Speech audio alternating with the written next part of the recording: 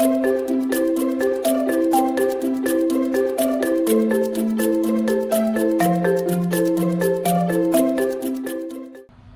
name's Chrissy Hammond and I work at the University of Bristol.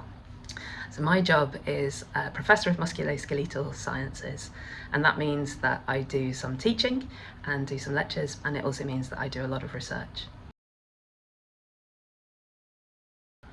My research is on the cells of the musculoskeletal system, and I'm particularly interested in the choices that the cells that make up all of those tissues, so bone and cartilage and muscle and tendons and ligaments, how they make their choices. And so we know that there's a lot of musculoskeletal diseases, and we know that there are things like osteoporosis and osteoarthritis, and they affect millions of people. And at the minute, we don't really understand how to treat them. And so what we're really interested in is how do different things, so genetics, also like how you move your body, things like your day and night cycle, so circadian rhythm, how all of those things affect all of the cells that make up your musculoskeletal system.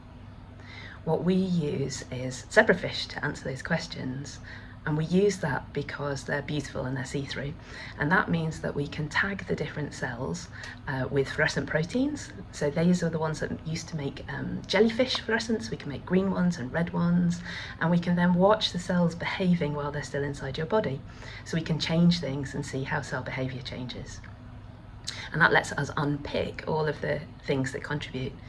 So a fundamental question I'm interested in is, how does a cell choose what to listen to? Is it listening to your genes, or is it listening to the forces as you run?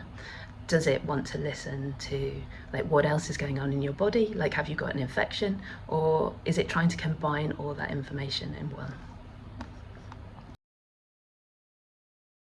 A typical day for me is quite varied, but now that I'm getting older and more senior, I end up in a lot of meetings, but those meetings are really varied. So on an average day, I'll have a bunch of meetings with my team.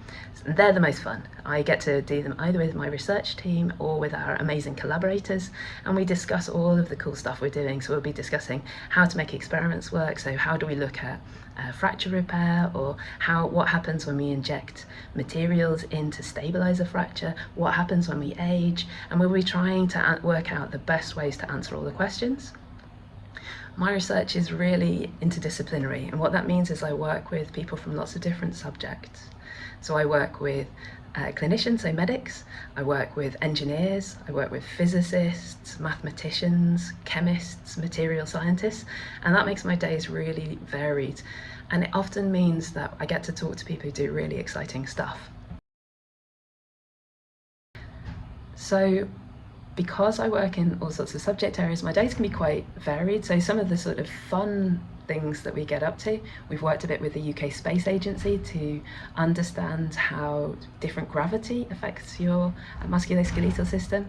So we've talked to astronauts, we've looked at how zebrafish respond to different gravitational states. So we're trying to understand why do we lose bone when we're in space, and is that the same sort of thing that happens when we lose bone when we're aging?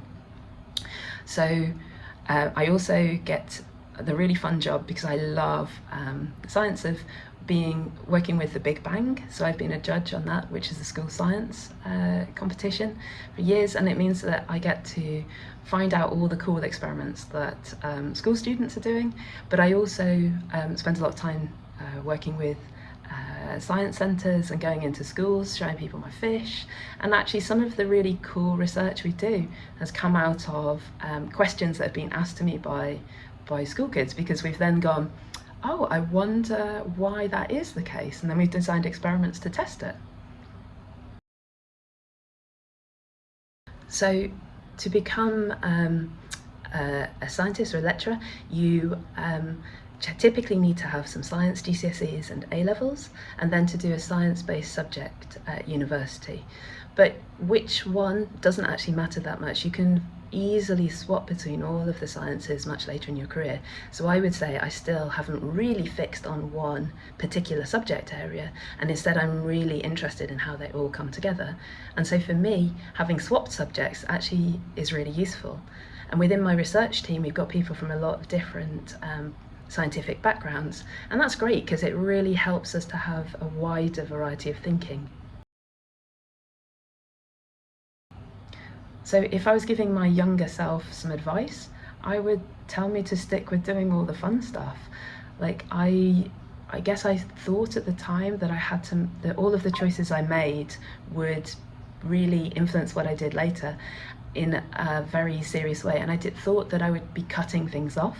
But actually what I've found since is that you can really just follow things you enjoy, and that actually doing that gives you the excitement, and you should just run with that.